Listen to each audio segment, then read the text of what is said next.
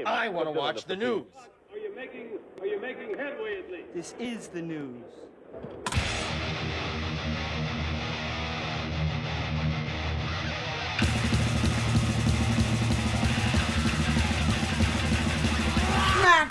It's time for the only news that matters.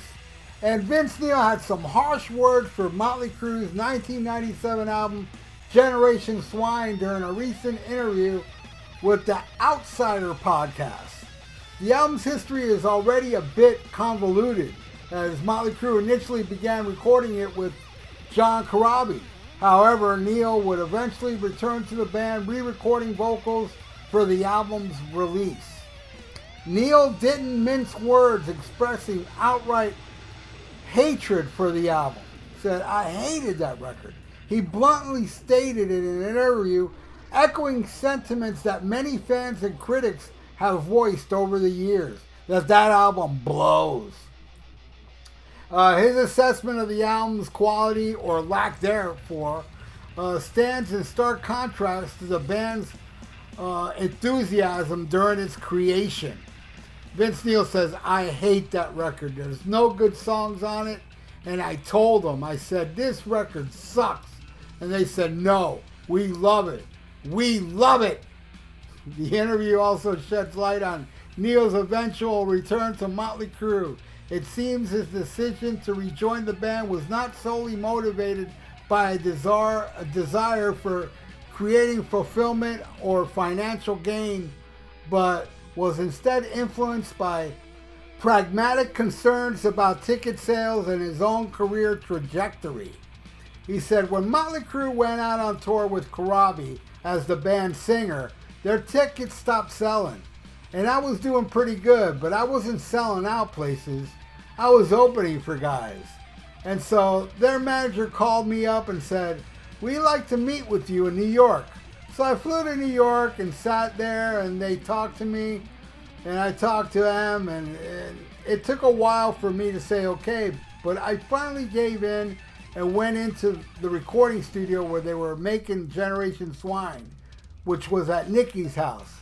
And I don't know, it was a bad deal for a while there, because I didn't want to be there.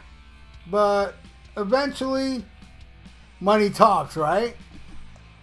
And speaking of Mötley Crüe, I read this interesting article how Mötley Crüe fans are very disappointed by the new single Dogs of War. And the new song Dogs of War, which is the first band track to not feature legendary guitarist Mick Mars. He's legendary? Oh, I guess he is in Mötley Crüe. Has seemed to leave the fans disappointed. Fans were quick to express their regret, with one of them commenting, "This was hot garbage." Hey man, that guy stole my line, isn't that? No, mine is Garbage Water. No, that guy's original. The whole thing sounds like it was done on a computer. Drums, guitar are so blah, and Vince's voice is just done. And then another one said, "I couldn't even finish this track. They are dead. They're a dead band that lost their soul years ago, sadly so." Another one said, "They try way too hard and they come up with this overproduced, down-tuned industrial garbage. Reminds me of my first listen of Chinese Democracy. Hey, I love that album." Yeah, but he don't, so I respect that opinion. They don't have to like it. Even the solo was stupid. Yeah, it's kind of true. Yeah, well, he's talking about the stupid Mötley song. What Mötley fan has waited for a song like that? What were you thinking, Nicky? Nobody asked for a Phil Spector production. Another one said, "Ha ha ha. I listened for 5 seconds and that was enough for me. I should have did what that guy did." Here's another one.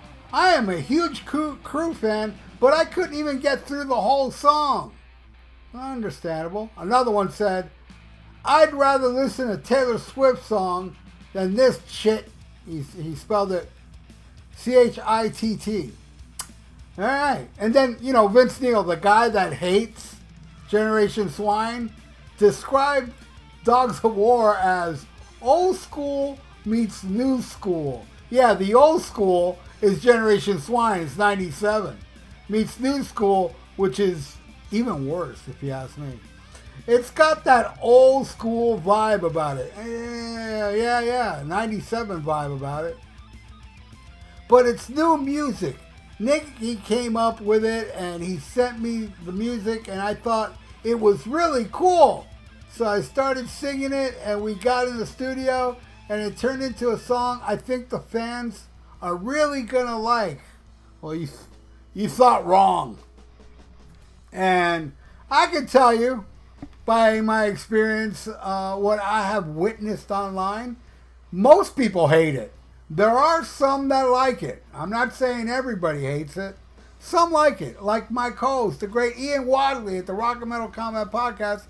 That guy hates everything. I mean, anything Mötley Crüe does, he hates. He's one of those Mötley Crüe haters, you know, of later stuff. Just loves to bash on them, and you know, understandably so. And he liked it. And he's a Mötley hater, you know? And believe me, that guy hates Mötley way more than I do. Way more. And I didn't like it. I didn't like it. I liked some of Generation Swine. I liked the song Let Us Pray. I like Glitter, the very anti-heterosexual ballad on that album. I love it. I don't like that remix version on that Greatest Hits. That was terrible. But I like those two songs. And, of course, Brandon, the greatest song ever written. But, yeah, I mean, that album's hot garbage, man. Wait, I didn't mean to rip that guy off. It was Heart Garbage Water is Generation Swine. And so Dogs of War would have fit perfectly on that album. So now I'm going to rank this piece of crap album, Generation Swine. At the very bottom, of course, it's Brandon, man. Probably the worst song ever written, along with Read My Body.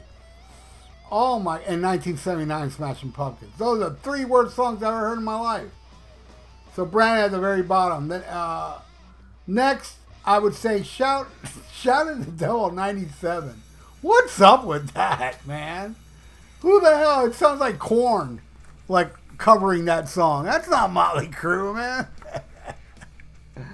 Oh, that shit's a joke.